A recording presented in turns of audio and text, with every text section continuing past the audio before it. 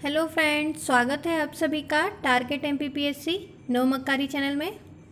I hope आप सब अच्छे से होंगे, अपना टाइम अच्छे से यूज़ कर रहे होंगे, पढ़ाई कर रहे होंगे, खेल कूद रहे होंगे, एंजॉय कर रहे होंगे। तो अब ये प्रिपरेशन का टाइम है।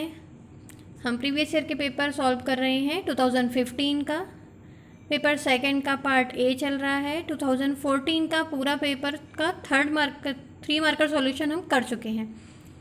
इसलिए अगर आपने वो अभी तक नहीं देखा है तो ये चैनल सब्सक्राइब कर लीजिए। प्लेलिस्ट के थ्रू आप वो चैनल देख सकते हैं, जिससे आपका 2014 का पूरा 3 मार्कर कंप्लीट हो जाएगा।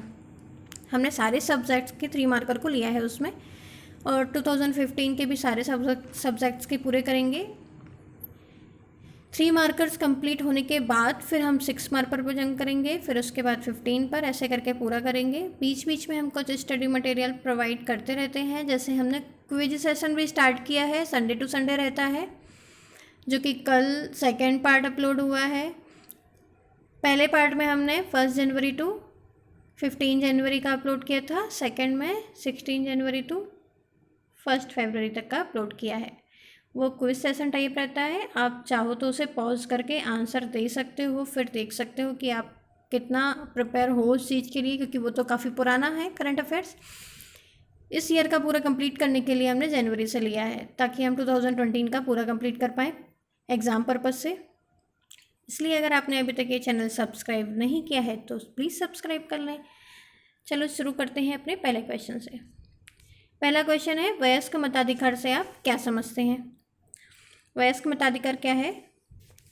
संविधान के अनुच्छेद 326 के तहत यह प्रावधान है कि लोकसभा और राज्यों की विधानसभा के चुनाव वयस्क मताधिकार के आधार पर होंगे। वयस्क मताधिकार मतलब 18 वर्ष की आयु से ऊपर के लोगों को क्या दिया जाएगा? मतदान करने का अधिकार दिया जाएगा। और इसमें किसी भी धर्म, नस्ल, जाति, लिंग के आधार पर भेदभाव नहीं किया जाएगा। उसके लिए सिर्फ वयस्क अधिकार के लिए सिर्फ एक ही क्राइटेरिया है, क्या? 18 वर्ष, भेदभाव के बिना। ये जनता के प्रति संवैधानिक निर्माताओं द्वारा जताए गए विश्वास को भी याद दिलाता है। जब राज्य के समस्त वयस्क नागरिकों को जाति, धर्म, संप्रदाय, वर्ग, वंश, शिक्षा, संपत्ति, लिंग आदि के भेदभाव के बिना उनकी वयस्कता के आधार पर मताधिकार प्राप्त हो तो उसे सार्वभौमिक वयस्क मताधिकार कहते हैं। चलते हैं अपने प्रश्न पर। आंसर राइट करेंगे हम। संविधान के अनुच्छेद 326 के तहत लोकसभा एवं विधानसभा के चुनाव वयस्क मताधिकार 18 वर्ष से अधिक आयु के नागरिकों को मतदान का अधिकार है।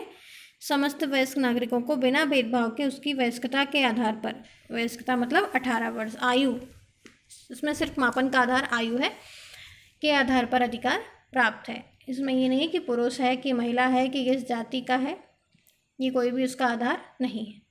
चलते हैं अपने अगले क्वेश्चन पर। अगला क्वेश्चन है, भारतवर्ष में नागरिक सेवकों के लिए शीर्षस्थ होना चाहिए, शीर्षस्थ प्रशिक्षण संस्थान कहाँ हैं और उनके नाम बताइए। तो प्रशिक्षण संस्थान की बात हो रही है। लोक सेवकों के प्रशिक्षण से आशय क्या है अपना? लोक सेवकों से प्रशिक्षण से आशय कि उनको एक ऐसा व्यक्ति बनाना कि वो समाज के लिए, जो समाज है अपना, उसके लिए अच्छे कार्य कर पाएँ बिना भेदभाव के, ईमानदारी के, है ना। एक कार्य प्रक्रिया जिसके द्वारा कार्मिक की क्षमताओं को बढ़ाया जाता है, उसकी क्षमता को बढ़ाना, उसे और अच्छा बनाना, वह जितना है उसकी और चीज़ों को निखारना, ट्रेनिंग देना, वही है जिससे कि अपने सांगठनिक कार्यों का निष्पादन कर सके। वो जितना भी उसके संगठन के कार्य दिए जाएंगे उसको फ्यूचर में, वो सभी कार्य वो अच्छे से कर पाए, उसके लिए सन 1944 में सबसे पहले ब्रिटेन में नियुक्त हुआ था कौन सी समिति? एस्वोटन समिति। एस्वोटन समिति ब्रिटेन में 1944 में प्रशिक्षण के निम्नलिखित उद्देश्य बताए थे। उसने कौन कौन से बताए थे? उसने बताया, ऐसे लोक सेवक बनाना जो अपने काम को नियम व स्पष्टता से करें। दूसरा बताया, नए सदस्यों की कमियों को दूर करना, जितने भी आ रहे हैं आगे उनकी कमी दूर हो। समूह की भावना को प्रोत्साहित करना, लोगों में समूह की भावना हो। ईमानदारी की भावना को जगाना, वे ईमानदार हों। ये सब उसके मूल उद्देश्य बताए थे उन्हें। प्रशिक्षण का मूल उद्देश्य बता के उसके बारे में महत्वता स्थापित की।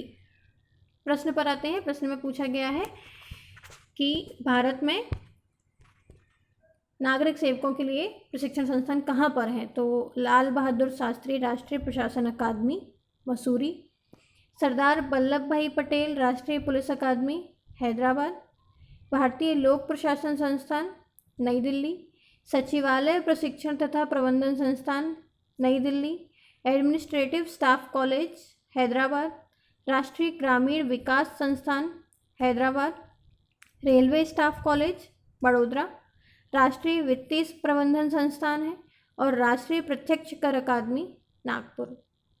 ये चाहे तो आप रिवर्स करके नोट डाउन कर सकते हैं, इम्पॉर्टेंट है।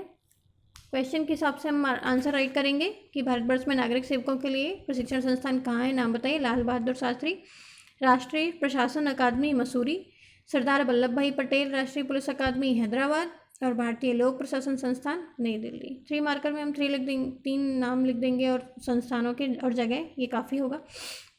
चलते हैं अपने अगले क्वेश्चन पर।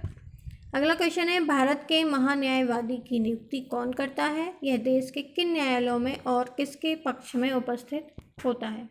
किसकी बात हो रही है? महान्यायवादी की, अटॉर्नी जनरल की बात हो रही है। भारत का महान्यायवादी आर्टिकल 76। भारत के महान्यायवादी की नियुक्ति कौन करता है? राष्ट्रपति करता है। ठीक है। भारत का महान्यायवादी होता क्या है? भारत सरकार का मुख्य कानूनी सलाहकार होता है। कौन होता है? भारत सरकार का मुख्य कानूनी सलाहकार होता है। कानून से संबंधित सरकार के पक्ष में निर्णय लेता है, सरकार के पक्ष में ही क्या करता है, ये उदाहरण पेश करता है। हर न्यायालय में जा सकता है, संसद की किसी बैठक में भाग ले सकता है। भारत के सर्वोच्च न्यायालय में सरकार का मुख्य वकील कोई है तो वो भारत का महान्यायवादी है। 76(1) के तहत राष्ट्रपति द्वारा नियुक्त किया जाता है। वह राष्ट्रपति के प्रसाद पर्यंत ही रहता है। इसकी कोई पदावधि नहीं है कि अगर बोल दिया जाए कि महान्यायवादी की पदावधि बताइए, तो इनकी कोई पदावधि नहीं होती है। राष्ट्रपति के प्रसाद पर्यंत हैं, जब चाहे तो राष्ट्रपति निकाल भी सकते हैं। भारत के वर्तमान महान्यायवादी की बात कर लें तो वो कौन है? के वेणुगोपाल हैं। ठीक है। उन्हें राष्ट्रपति, अपने पूर्व राष्ट्रपति प्रणब मुखर्जी जी द्वारा नियुक्त किया गया था। वर्तमान में राष्ट्रपति कौन है? रामनाथ कोविंद जी हैं। के वेणुगोपाल को 30 जून 2017 से अपना पद ग्रहण कर लिया था। वे 15वें महान्यायवादी हैं, 15वें अटॉर्नी जनरल हैं। संविधान द्वारा महान्यायवादी को निश्चित पद अवधि प्रदान नहीं की गई है, मैं बता ही चुकी हूँ। राष्ट्रपति के प्रसाद पर्यंत रहता है। महान्यायवादी को न्यायालयों में सुनवाई का अधिकार होता है। भारत का महान्यायवादी अपने कर्तव्यों के पालन में भारत के राज्य क्षेत्र में सभी न्यायालयों में सुनवाई करेगा। किसके पक्ष में? सरकार के पक्ष में। और अपने पद के आधार पर वह सांसदों के विशेषाधिकार को भी धारण करता है। समस्त न्यायालयों में सरकार का पक्ष रखता है और संसद के किसी भी बैठक में भाग ले सकता है। ये भी मैं आपको बता चुकी हूँ। चलते हैं प्रश्न पर। भारत के महान्यायवादी की नियुक्ति कौन करता है? किन न्यायालयों में पक्ष उपस्थित होता है? भारत के महान्यायवादी की नियुक्ति राष्ट्रपति करता है। ये भारत के समस्त न्यायालयों में सरकार का पक्ष प्रस्तुत करने का अधिकार होता है। संसद की किसी भी बैठक में भाग ले सकता है। आर्टिकल जरूर डाल दीजिएगा, यहाँ आर्टिकल मिस हो गया है 76। चलते हैं अपने अगले प्रश्न पर। विकेंद्रीकरण से क्या अर्थ है? तो विकेंद्रीकरण क्या होता है कि जब शासन सत्ता में किसी एक पर केंद्रित ना होकर, कोई एक मूल केंद्र ना होकर, उसे छोटे से छोटे भागों में विभाजित करके नीचे आदमी तक पहुंचाना। मतलब विकेंद्रीकरण का अर्थ शासन सत्ता के एक स्थान पर केंद्रित करने के बजाय उसे स्थानीय स्तरों पर विभाजित किया जाना, टुकड़ों में बांट देना किसी भी काम को। जैसे एक केंद्र पर है तो उसके बाद उनने 5 लोग और नीचे कर दिए कि उनके नीचे वाला अगले 4 को देखेगा, उनके नीचे वाला अगले 3 को देखेगा। तो ये विकेंद्रीकरण, ताकि क्या हो, इससे आम आदमी की सत्ता में भागीदारी सुनिश्चित हो सके और वह अपने हितों व आवश्यकताओं के अनुरूप शासन संचालन में अपनी भागीदारी सुनिश्चित कर सके। जैसे कोई लोकल इंसान है तो वहाँ लोकल का वो ज़्यादा जानता है कि वहाँ की स्थिति क्या है, क्या होनी चाहिए, यहाँ पे क्या क्या प्रोग्रेसिव अभी हो सकता है, तो वो आम आदमी की भाषा में वहाँ का अपने संचालन में अपनी भागीदारी सुनिश्चित कर पाए। यही सत्ता के विकेंद्रीकरण का मूल आधार होता है। देश में 1957 में अपने बलवंतराय मेहता समिति का गठन हुआ था, जिसके तहत आर्टिकल 40 में राज्यों के पंचायतों के गठन का निर्देश दिया गया। 1993 में अपना 73वां संविधान संशोधन, जिसमें भाग 9 जोड़कर 16 आर्टिकल जोड़े, 11वीं अनुसूची जोड़ी, पंचायत का गठन, चुनाव, सदस्यों के लिए आरक्षण, ये सब उसमें दिया गया, पंचायत के कार्य दिए गए, उससे संबंधित था। विकेंद्रीकरण से हम आंसर राइट करेंगे। शासन सत्ता को एक स्थान पर केंद्रित करने के बजाय उसे स्थानीय स्तर पर विभाजित किया जाना। 73वें संविधान संशोधन के अनुरूप भारत में पंचायती राज व्यवस्था को लागू किया गया। आम आदमी की सत्ता में भागीदारी विकेंद्रीकरण का मूल आधार है। तो ये थे आज के हमारे कुछ प्रश्न। होमवर्क में क्वेश्चन है 44वां संविधान संशोधन और दूसरा है महाधिवक्ता। इस पर आपको 3 मार्कर में आंसर राइट करना है। ये वीडियो आपको अगर अच्छा लगा हो तो लाइक करें, अपने फ्रेंड्स में शेयर करें और सब्सक्राइब करें। अगर आप कोई सजेशन देना चाहते हैं, कुछ चेंजेस चाहते हैं कि वीडियो बड़ा हो या 1-2 क्वेश्चंस को ज़्यादा एक्सप्लेनेशन के साथ रखा जाए या पेपर जल्दी कंप्लीट किया जाए, जो भी आप चाहें तो अपना कमेंट बॉक्स में कमेंट कर सकते हैं। तो लाइक शेयर सब्सक्राइब करना बिल्कुल ना भूलें। Thanks for watching.